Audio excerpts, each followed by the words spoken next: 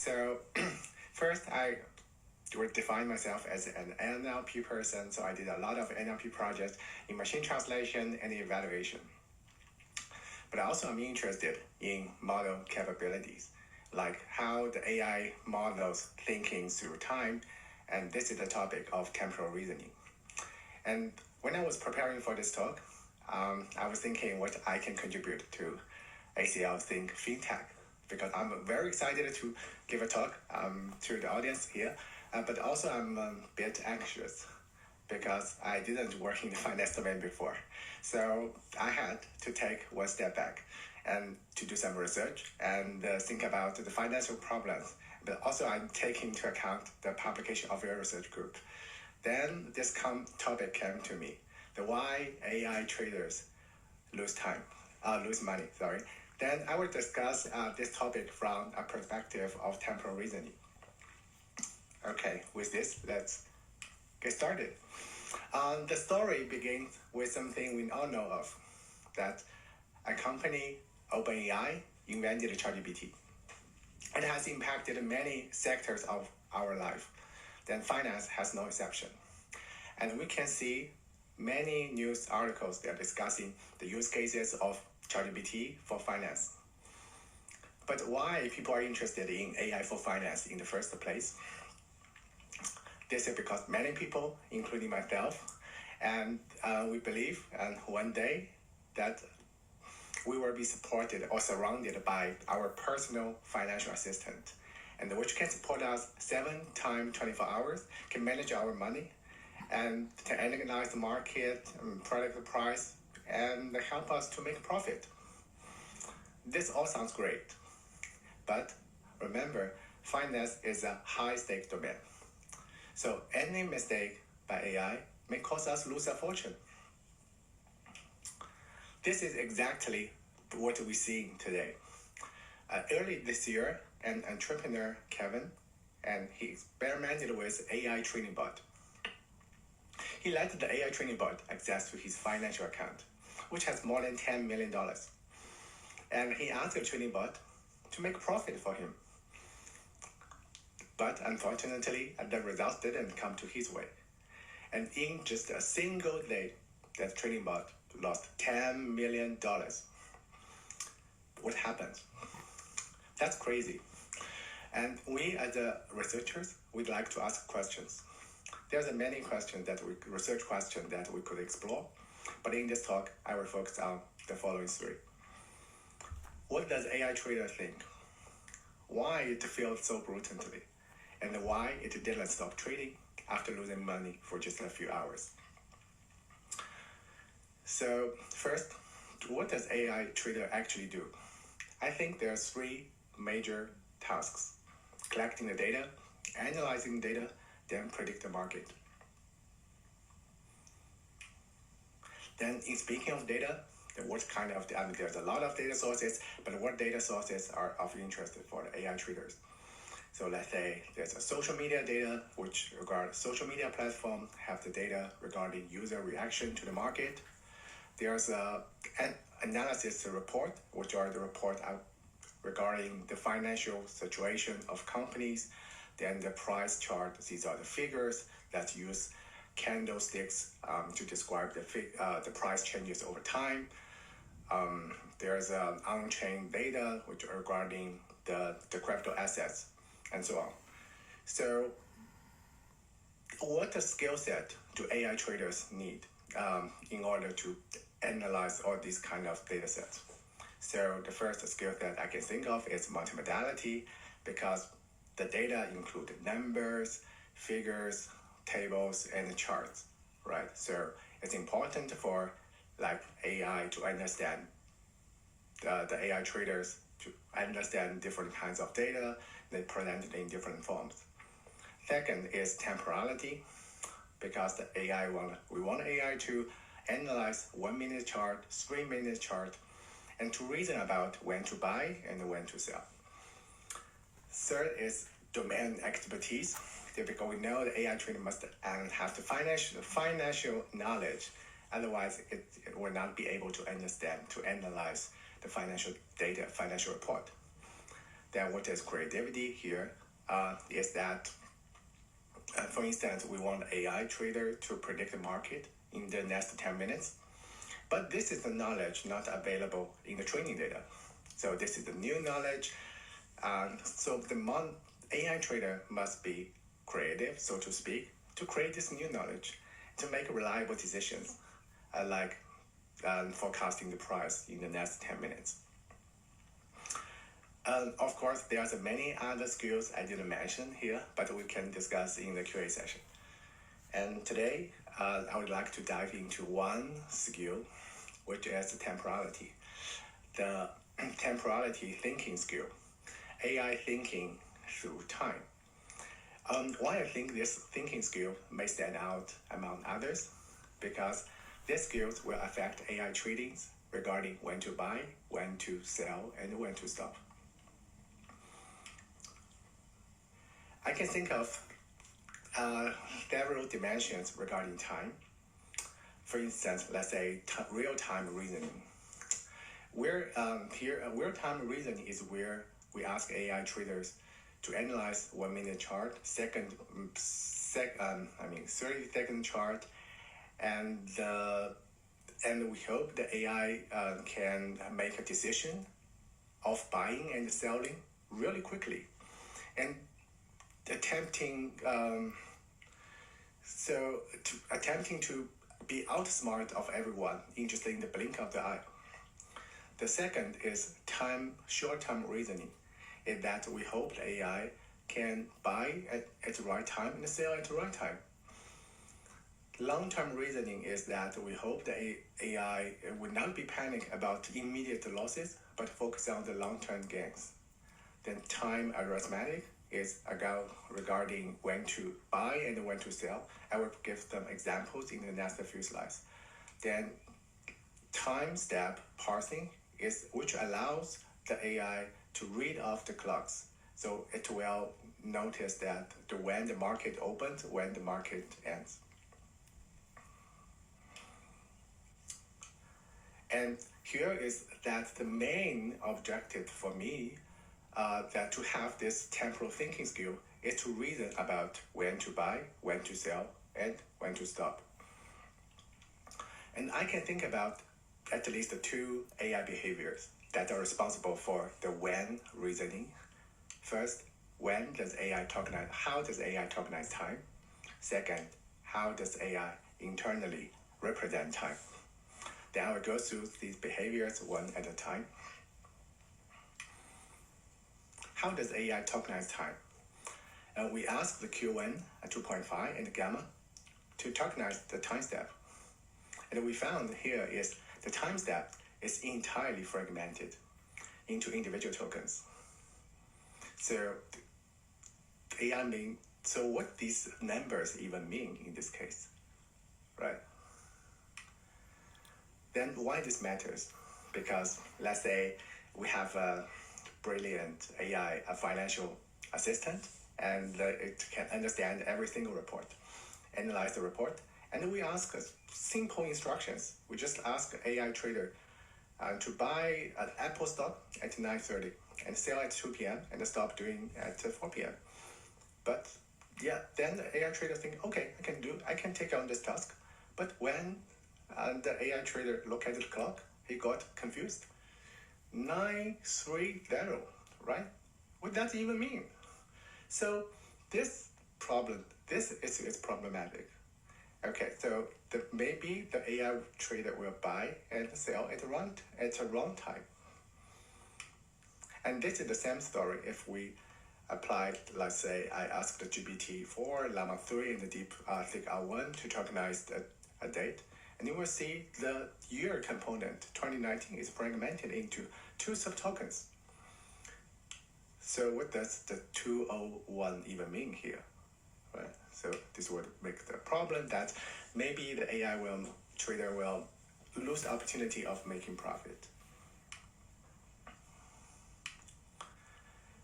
But we found that the time aspect is more profound, it's more complicated than we thought. Why? Because there's many date formats and time formats.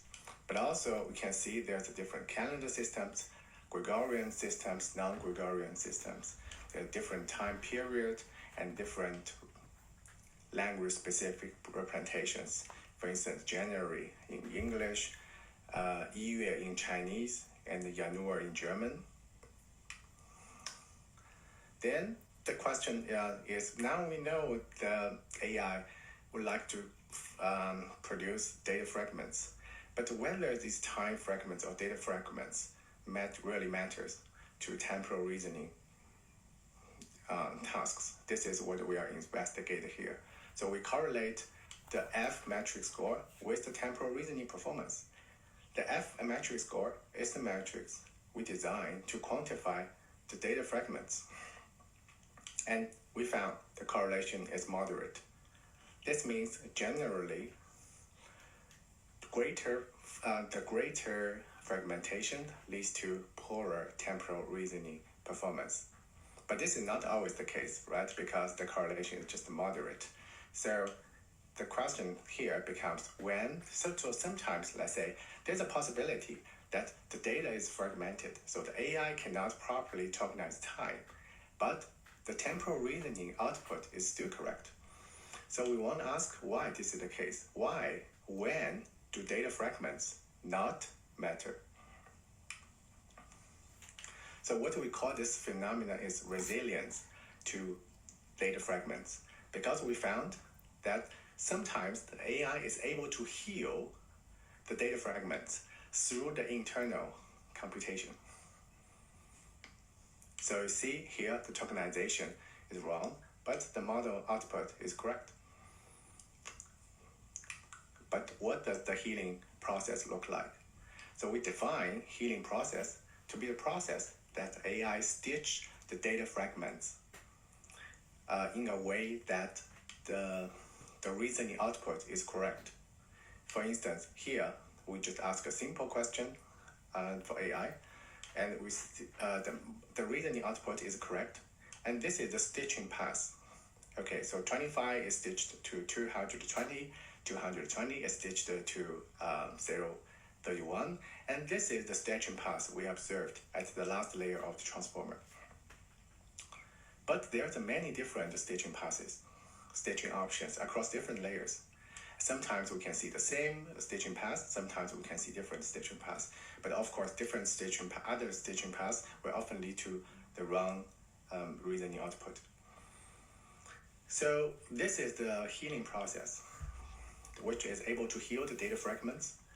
But we want to point out there's no free lunch. We have to pay the price. So the model is impossible to, it's possible for model to heal the data fragments through the internal computation, but the model has to pay the price. First price it has to pay is data frequency. So if the AI see this data hundreds of thousands of times, right, then it's possible to heal this data more often than the data that we cannot see at all in the dataset or very rarely seen in the dataset. Second price they have to pay is the model size. And we found the larger model have the greater healing capacities to stitch the data fragments. And this is the results that we present here. Is we investigated Q1 2.5 and across different model sizes, and to see their reasoning performance. And here we are looking at when the healing starts to be enormously successful. Being enormously successful here, I mean, is that the temporal accuracy is above 80% or 90%, something like that. And what we found is the larger model, for example, of course, 7B is not so large, but it's comparably large in our setup. So 7B, 7 billion parameters, the Q1 with 7 billion parameters, and it's massively successful. The healing is massively successful at the early stage, 20% of the layers. But for the smaller models, we can see healing is still possible, even for the smaller models. But the healing happens at the intermediate layers. So the healing here starts from the first layer, then travel all the way up to the upper layers. So this is the process for the smaller models. But we can still see the performance gap across the different model sizes, which means the high heating capacity for the large model is stronger than the smaller models. Okay, then, here I would like to talk about the second AI behavior. Is how the AI internally represent time. Okay. So I will start with a conceptual embedding space. So here there's a different data points, and each data point is a representation of a specific hour from 8 a.m. all the way up to 5 p.m. And then we see these presentations are distributed all over the place. And what's the problem here? The problem here is the distance becomes meaningless, right? For example, let's ask AI what time is closest to 9 a.m. Then what AI would do? AI would very likely will scan all the representations and compute their distance from the 9 a.m. And it will find out, the 5 p.m. is the nearest data point to 9 a.m. So the AI will think, the closest time to the nearest time to 9 a.m. is 5 p.m. So this is problematic. But what if the embedding space is linear? In the sense that the presentation of different hours form a line. Then the advantage of this linear embedding space is that the distance becomes time difference. For instance, 9 a.m. has 1 hour difference from 8 a.m. And it has a distance of 1 from 8 a.m. Then 10 a.m. has 2 hour difference from 8 a.m. has a distance of 2, and so on and so forth. So in this case, we can say that the distance equals time difference. And this will make the temporal reasoning, like temporal arithmetic, easier. But this is just in theory, this is our hypothesis, where we have to verify this. So what we do is we design a matrix, and to quantify the temporal linearity of embedding space. And then we correlate this embedding space, correlate this linearity score with the temporal reasoning accuracy. And then we found strong correlations. This means the stronger temporal linearity will often lead to better temporal reasoning accuracy.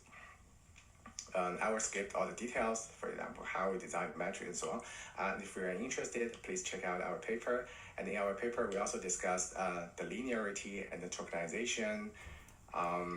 So we're discussing, these are two factors. We say that these are two factors responsible for the temporal reasoning. Then we discuss which factor matters most in which setup. We also discuss the causation versus correlations. Okay, again, if you're interested in details, please check out our papers. Okay, so this is what I would like to present is here what the embedding space looks like. Okay, because we say there's a models, let's say AI models, sometimes they have some sort of linearity in their embedding space, but how the linearity actually look like. Okay, so we investigated the Q13 and the smaller model. And this is the presentation of the intermediate layers, like 14 layers. And these are the embeddings that we projected into two-dimensional space using PCA. And these are the two most prominent components. And where we can see here, here each data point is a presentation of a year. So there's many data points here, and which means the presentation from 1990 all the way up to 2025. And we can see there's a 4 dense regions. And within each regions, we can say the linearity is almost there. This means the temporal reasoning within these regions is possible. It's relatively easy. But if we want to see the reasoning across the regions, then the challenge is where the challenges occur. For instance, we can ask, for example, which year is it 10 years back from today? So this will requires the reasoning across several dense regions. This is where the temporal challenge occur. Okay, I keep my presentation very short, so we have plenty of time for discussions. Thank you very much for your time and attention.